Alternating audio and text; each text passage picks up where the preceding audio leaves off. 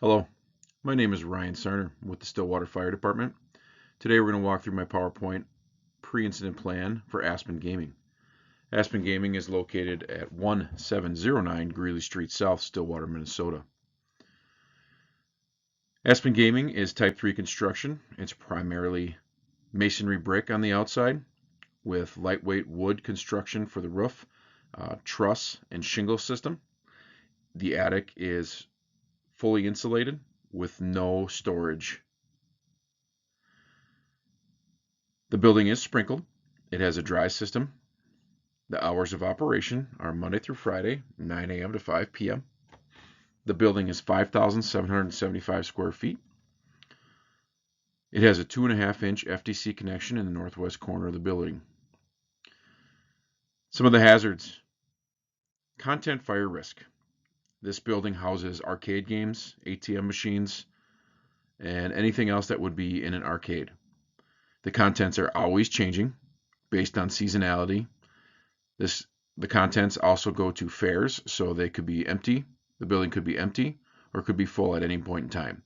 So from the time I did the walkthrough to the next time that we need to be in there, the paths and any kind of storage could have changed. Another hazard is the storage above the rooms. If there is a fire above, making sure that we are knocking down all fires above that so we don't have collapse inside the rooms if we need to knock down a fire there. A falling hazard or tripping hazard would be the loading dock on the east side of the entrance. That would be the primary entrance to the building.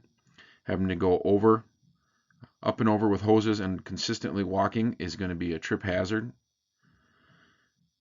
Ceiling hung heaters. There is 4 of them in the building, fueled by natural gas. They are hung from the trusses from the ceiling. Any type of overhead hazard, depending on what is burning in the ceiling. Pallet racking. Again, the pallet racking is always changing depending on what they have in there, but also could be a falling hazard. They are anchored to the wall, and if the walls do start burning or let loose, there could be overhead hazard as well. The warehouse is split into 2 different sections. It has a center bearing wall. It's made of wood and sheetrock. If that were to come down, the potential for a total roof collapse is there. And again, the roof is made out of lightweight wood. It's a truss and shingle system.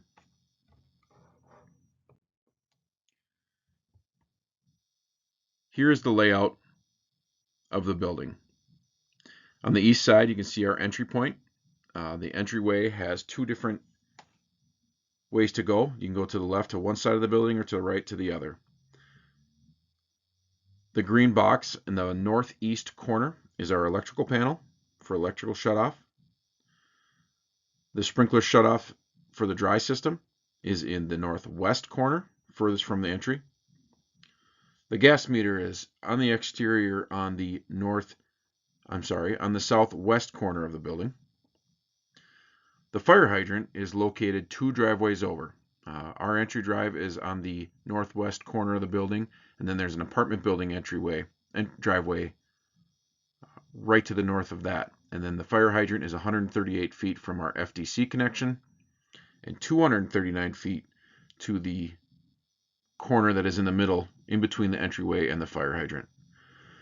We are more than likely coming down the entry drive and pulling up to that northeast corner and dropping supply line there while pulling an LDH to that fire hydrant.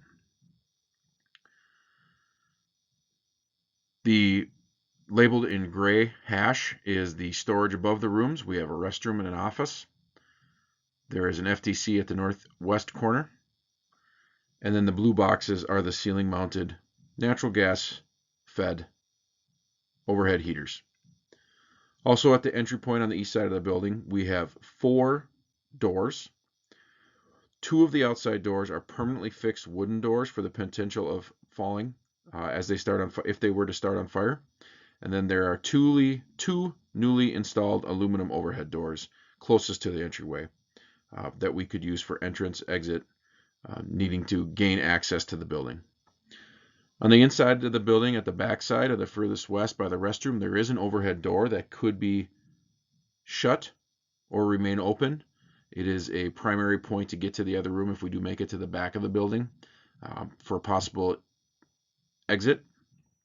There's one window in the building, and that is in the office, if we need to use that for egress as well.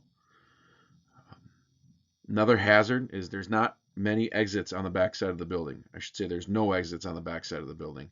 We have our window in the office and then our entry doors in the front. Here's a picture of the exterior of the building. Like I said, type 3 construction, masonry, cinder block. Here's the one window that is in the office. Here's a picture of the entrance on the east side of the building. You can see the two brown wooden doors that are permanently fixed on the outsides, and then the aluminum doors, overhead doors, and then the entry door in the middle. Here's where that trip hazard for the dock that I was speaking about, because you have to jump up or walk up on the lip or on the ramp to get to the entry door, and there's going to be consistent getting over that as we go in to assess the fire or anything that's going on in the building. This is a picture of the dry system in the northwest corner. You can see the orange air compressor on the floor that is holding everything shut, holding the pressure in. Here's a picture of that overhead door that does separate the two sides. As you can see, some of the contents of the arcade games. This can be shut. It does have a lock on it. If it were to be closed, the business owner did say that this does usually remain open. That concludes my pre-incident planning of 1709 Greeley Street South in Stillwater, Minnesota of Aspen Gaming. Thank you very much.